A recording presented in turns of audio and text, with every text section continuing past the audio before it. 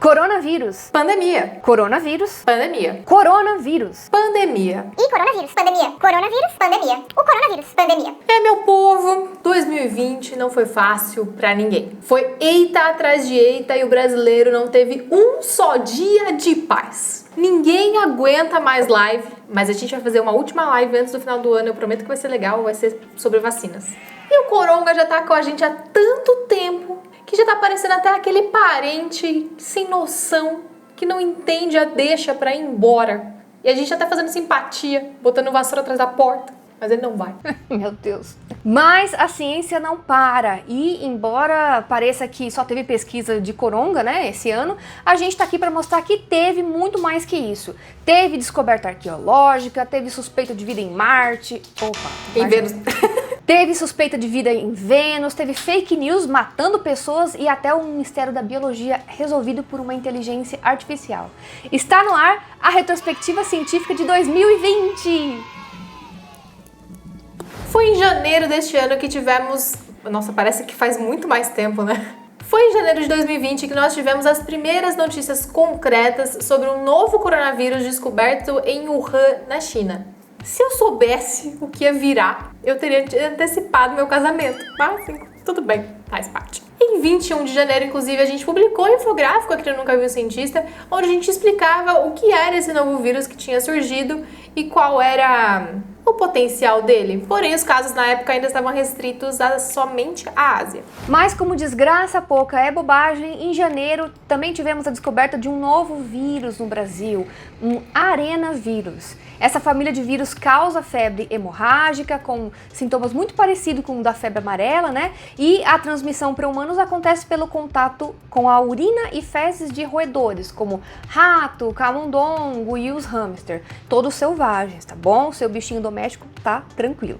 E Darwin seja louvado, que foi apenas um caso isolado, um paciente no interior de São Paulo, e já não se ouviu falar mais sobre isso, então tá tudo bem. Graças a Deus, mano, pelo amor de Deus. Há décadas a gente não tem nenhuma classe nova de antibiótico descoberta. E a gente tá com um arsenal cada vez mais limitado para combater as bactérias que se tornam cada dia mais resistentes. Mas um algoritmo de computador desenvolvido pelos pesquisadores do MIT nos Estados Unidos vasculhou um arquivo de mais de 100 milhões de moléculas e apontou aquelas que tinham potencial para matar bactérias, usando, claro, mecanismos diferentes daqueles que a gente já conhece, porque elas já são resistentes a esses. Os cientistas selecionaram a molécula que tinha o maior potencial e deram para ela o nome de alicina, e testaram essa molécula nos camundongos. Ela foi capaz de combater a tuberculose e infecções causadas por bactérias resistentes a antibióticos que a gente conhece hoje e são um problemão nos hospitais. E aí novos estudos agora estão acontecendo para essa molécula se tornar um medicamento e, quem sabe, nos ajudar no futuro. Um parasita que vive nos músculos do salmão. Esse é o novo animal descoberto por cientistas de Tel Aviv, nomeado Reneguia salminicola. O inusitado da descoberta é que esse parasita consegue sobreviver sem respirar o oxigênio.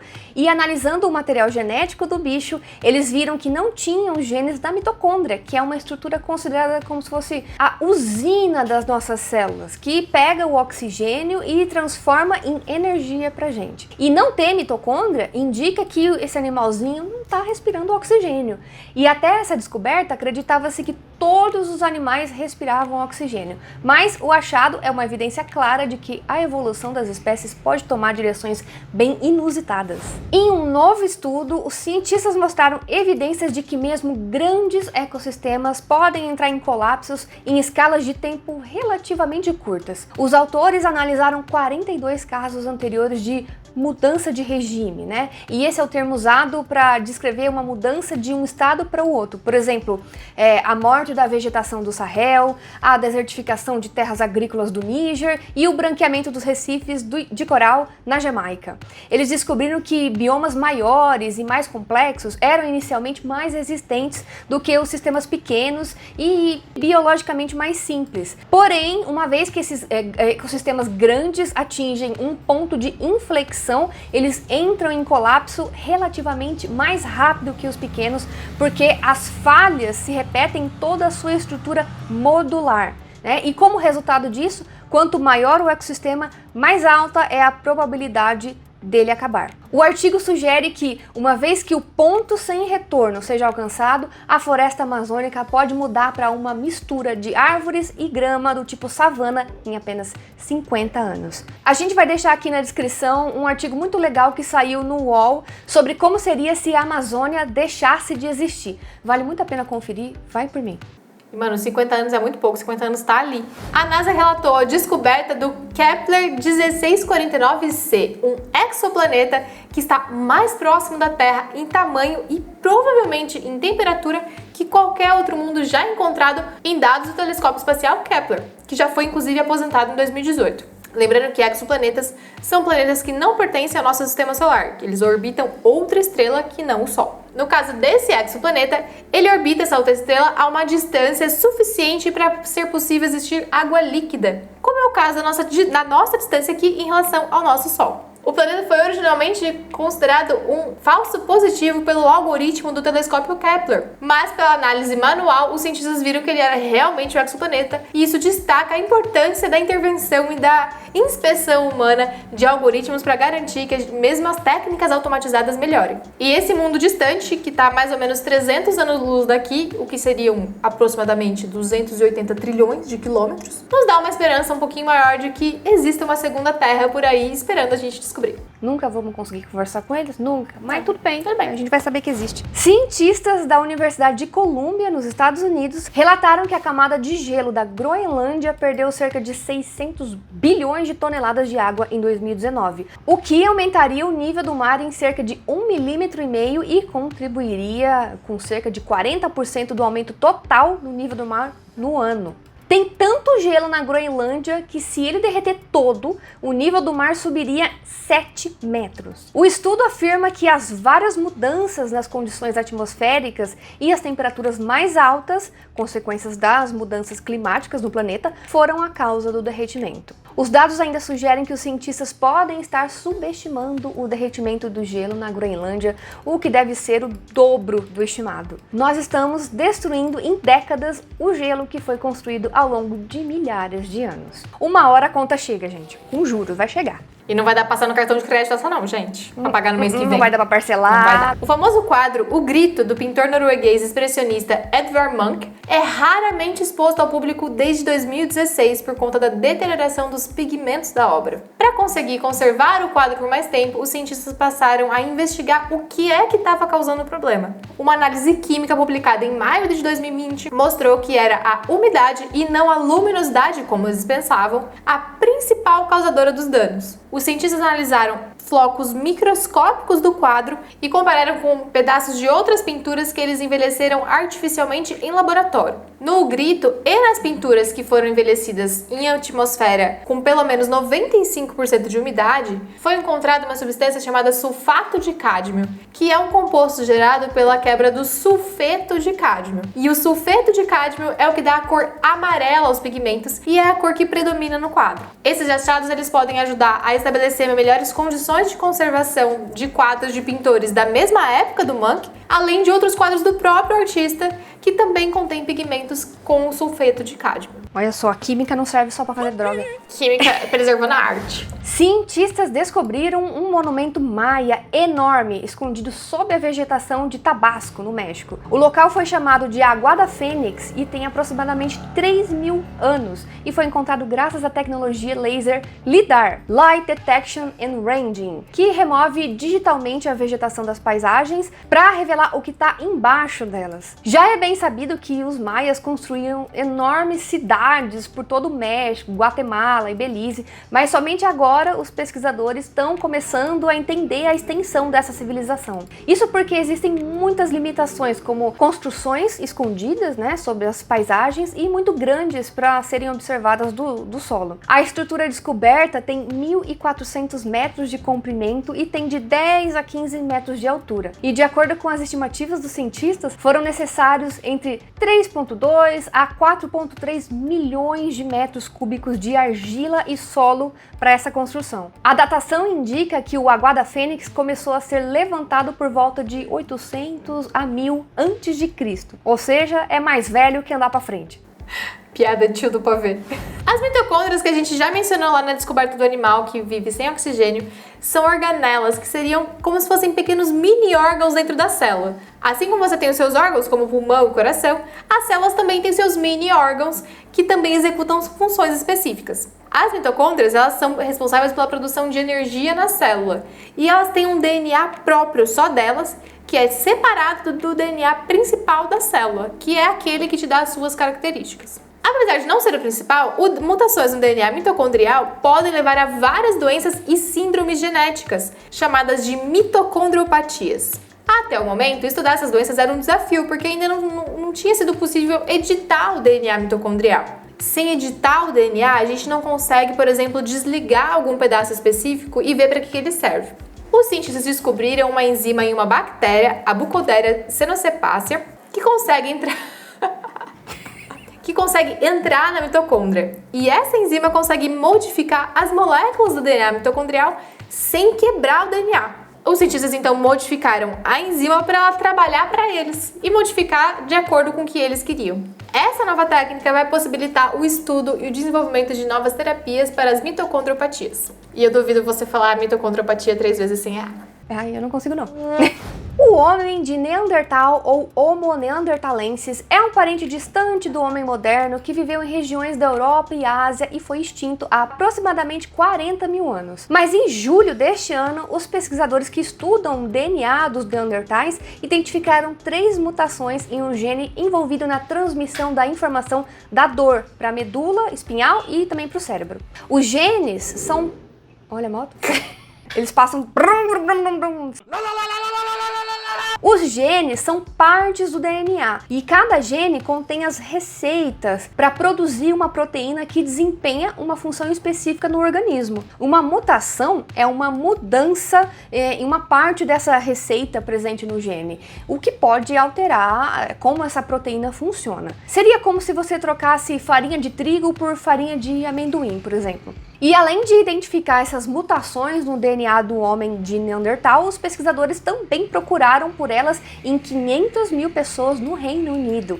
E eles viram que, em geral, as pessoas com a versão mutada do gene eram 7% mais propensas a relatar algum tipo de dor em algum momento das suas vidas, né? Do que aquelas que têm o gene sem essa mutação. Mano, mas sabe que loucura? De repente você sente mais dor porque seu ancestral cruzou com o Neandertal em algum momento. Foi na festinha errada. Humanos fazendo rolê errado desde 40 mil anos atrás. Um estudo conduzido por um time internacional de cientistas monitorou as redes sociais buscando desinformações sobre a Covid-19. E eles detectaram o que eles chamaram de uma infodemia. Uma infodemia são boatos, fake news e teorias conspiratórias. É uma enxurrada de informações que está literalmente matando pessoas que compartilham péssimos conselhos e mentiras entre amigos, familiares ou até mesmo estranhos. No momento do estudo foram identificados, presta atenção nesse número, 2.300 fake news, boatos e teorias conspiratórias sobre a Covid-19. 2.300. Isso foi em 87 países e em 25 idiomas. Ou seja, aquela conversa do grupo do Zap da sua família com certeza já apareceu em francês, em espanhol, em hindi, sei lá. Nenhuma das informações reportadas tinha qualquer utilidade, e mesmo que essa fosse a proposta. E muitas ainda podiam causar problemas e algumas delas poderiam levar pessoas à morte, como aconteceu no Irã, com cerca de 800 pessoas mortas, 5.800 hospitalizadas e 60 que desenvolveram cegueira completa após beber metanol, porque foi difundido como sendo a cura para o coronavírus. Notícias falsas parecidas com essa mataram 30 pessoas na Turquia, 2 no Catar e 12 na Índia, sendo que 5 dessas eram crianças. Existem estimativas de que milhares de pessoas no mundo foram internadas devido a informações falsas nas redes sociais, mas o número pode ser muito maior porque alguns países têm dados que são bem difíceis de se verificar. Por isso, minha gente, se você receber qualquer mensagem no WhatsApp, no Facebook, aonde for, não compartilha sem checar a informação. E se você já sabe isso, ensina seus pais, seus tios, seus avós, que eles não sabem, qualquer pessoa que não sabe lidar bem com tecnologia. E acompanhe os sites de checagem de fatos, que com certeza a informação que você recebeu já foi verificada por eles e numa rápida busca no Google com as palavras que estão na mensagem você consegue saber se aquilo é verdade ou não. Inclusive, esse vídeo e os membros do nosso canal fazem parte de uma campanha de conscientização que está unindo os canais do Science Vlogs Brasil, o Projeto Vero e o Projeto Pointer, que traz a rede internacional de checagem de fatos e ainda as agências de checagem brasileiras, incluindo a Agência Lupa, o Estadão Verifica e o Aos Fatos. Ao longo da semana, outros divulgadores de ciência devem postar conteúdos relacionados a isso com a hashtag Pandemia Sem Fake. A moto bem na hora. Meu Deus! Com a hashtag Pandemia Sem Fake. Cientistas do Reino Unido publicaram um trabalho onde descrevem a descoberta da fosfina na atmosfera de Vênus. Na Terra, essa substância é associada à existência de formas de vida e por isso criou-se um grande debate na comunidade científica. Ninguém ainda sabe dizer qual é a origem dessa substância, então não se pode afirmar realmente que existem formas de vida naquele planeta. Para deixar tudo ainda mais confuso, alguns grupos de pesquisa tentaram realizar o mesmo estudo e não conseguiram detectar fosfina nas suas análises. Uma possibilidade é que houve um erro no processamento dos dados do primeiro estudo, e isso realmente se comprovou algumas semanas depois. Isso mostra, gente, como é importante a colaboração entre diversos grupos de pesquisa que juntos conseguem descobrir erros e problemas e propor soluções para questões de interesse de toda a comunidade científica. E continuamos sem vida em Vênus. Talvez nem tenha fosfina. Os pesquisadores brasileiros fizeram uma descoberta inédita em um dino brazuca, parasitas sanguíneos fossilizados. Ao analisarem um fóssil encontrado no noroeste de São Paulo, os pesquisadores identificaram que o dino apresentava uma doença óssea, recebendo um diagnóstico de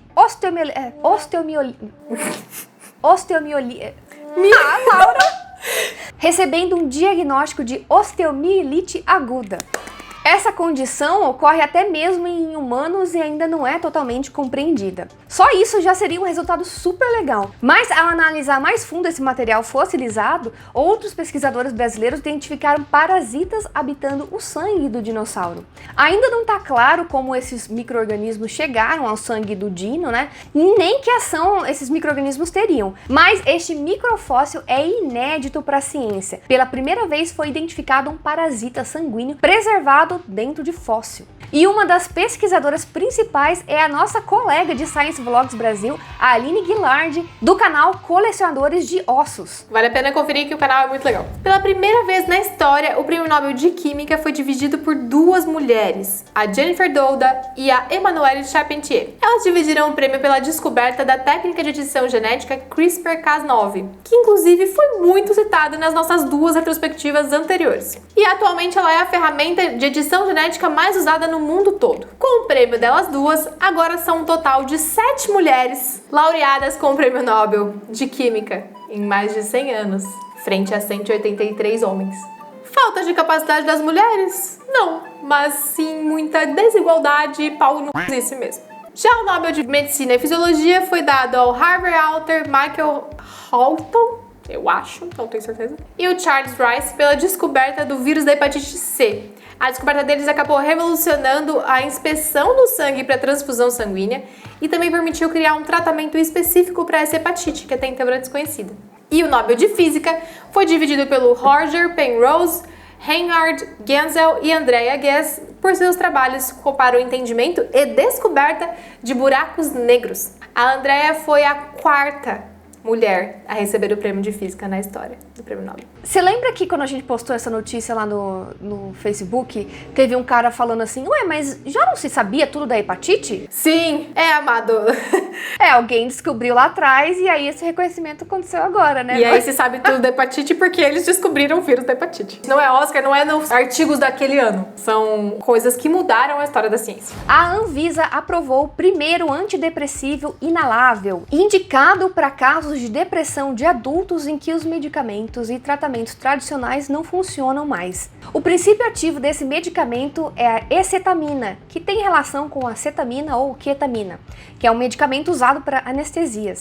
Apesar de ser inalável, o novo medicamento deverá ser aplicado apenas em hospitais ou clínicas especializadas. É o primeiro novo fármaco para a depressão lançado em décadas, e o mecanismo de ação é bem diferente dos que já existiam.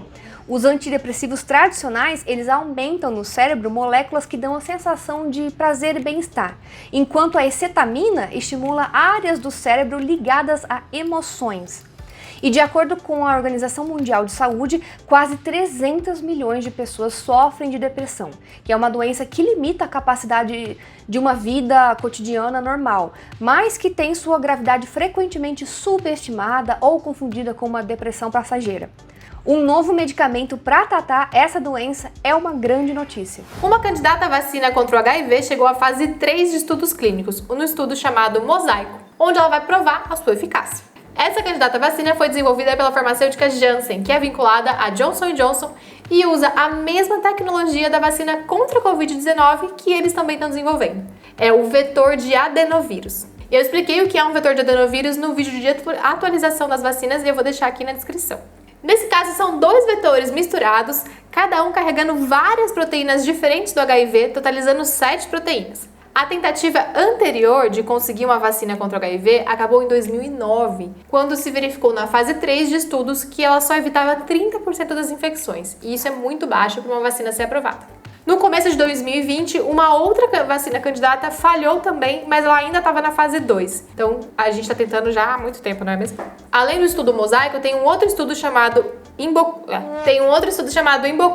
que também está em andamento tentando uma nova estratégia para identificar uma vacina viável para o HIV. E a demora para esse desenvolvimento de uma vacina do HIV se deve ao fato do próprio vírus ter muita variabilidade. Quando o vírus é pressionado, acuado pelas células do sistema imune, ele muda de aparência externa e acaba escapando, porque se ele muda, as células não reconhecem mais ele direito e ele consegue escapar do ataque. O que a nova vacina faz é se dirigir a várias proteínas diferentes do vírus, várias variantes, que são formas dessa proteína. E isso dificulta que ele fuja da ação dos anticorpos, porque eu vou ter vários anticorpos diferentes contra várias proteínas diferentes sendo formados. É uma estratégia muito parecida com o que aconteceu 25 anos atrás com relação aos medicamentos contra o HIV. Eles começaram a ser mais eficazes quando vários deles foram combinados, atingindo o vírus de vários lugares diferentes e aí conseguindo assim interromper o ciclo de reprodução dele. Essa combinação de medicamentos, inclusive, é o famoso coquetel do HIV. Além dessas características do vírus, também se demora bastante para ter uma resposta de eficácia das vacinas, porque o vírus precisa de um contato direto e troca de fluidos corporais entre as pessoas para ser transmitido. Ele não está no ar como o corona, que só de você ficar perto de uma pessoa infectada que está sem máscara, você já pega o vírus. Então, quando alguém usa argumento de que a vacina do Covid está sendo desenvolvida muito rápido, porque já faz 40 anos que tentam fazer a vacina do HIV e ainda não temos uma vacina contra o HIV, agora você já sabe como explicar. É um vírus difícil e de difícil transmissão. Eu não aguento mais esse argumento. Uma das coisas que intrigou os cientistas por séculos foi como prever qual forma tridimensional única uma proteína adquire. As proteínas, elas são compostas de aminoácidos. Pensa assim, se a proteína fosse um muro, os aminoácidos eles seriam os tijolos. Quando a gente olha para uma molécula de proteína no papel, a gente está vendo os tijolos alinhados numa fila. Mas não é assim que a proteína fica dentro da célula. Ela precisa se arranjar numa estrutura tridimensional para funcionar do mesmo jeito que se um muro não for erguido para, por exemplo, cercar uma construção, ele não serve para nada. Só que prever o formato dessa estrutura tridimensional ou o formato desse muro é algo que os cientistas nunca conseguiram fazer. Agora o laboratório de inteligência artificial DeepMind, que pertence ao Google e tem sede em Londres... Tem sede. Ele tá com muita sede, meu Deus. E tem sede... Agora eu vou rir. Ai, não vai rir. E tem sede em Londres, resolveu o problema com 90% de precisão. 2 horas depois... Nossa, me ajuda, o que eu faço? Quer que eu fale esse pedacinho só? Eu consigo, peraí. 3 semanas depois... E tem sede E tem sede em Londres, resolveu o problema. 2000 anos depois. E agora, o laboratório de inteligência artificial DeepMind, que pertence ao Google e tem sede em Londres, resolveu o problema com 90% de precisão. Entender isso é fundamental para várias áreas da ciência, principalmente para o desenvolvimento de medicamentos, que precisam se encaixar na estrutura tridimensional das proteínas. É esperado que esse avanço em relação ao entendimento das proteínas seja capaz de acelerar pesquisas relacionadas a uma série de doenças que afetam os humanos, inclusive a Covid-19. Tá tudo bem? Eu juro que eu não bebi. Eu tô pura. Essas foram só algumas das muitas notícias que tivemos ao longo de 2020. E como vocês puderam ver, nem só de pandemia a gente passou esse ano, não é mesmo? Teve muita descoberta legal.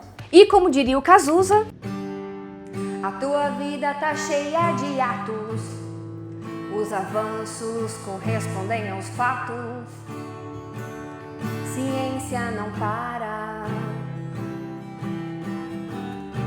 Eu vejo o futuro progredir bem rápido, eu vejo jornais com grandes novidades, ciência não para,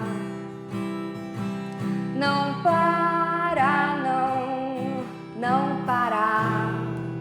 E essa foi mais uma edição da retrospectiva científica do Nunca Vi um Cientista. Uhul! Bora comemorar o Natal cada um na sua casa, que é pra não matar as vó, né? Compartilha, se inscreve, faz tudo aí, segue nós. É isso, a gente se vê no que vem. Uhul. Beijo, tchau. Beijo, tchau. Não, mas essa parte não vai poder falar porque vai ter cortada. Eu corto o cu. Você corta o cu? Eu deixo... Eu corto o cu. Deixo só o pau. Cozis. Eu corto o cu e deixo só o pau. Essa frase tá cada vez melhor. A quinta série que existe em mim saúda a quinta série que existe em você.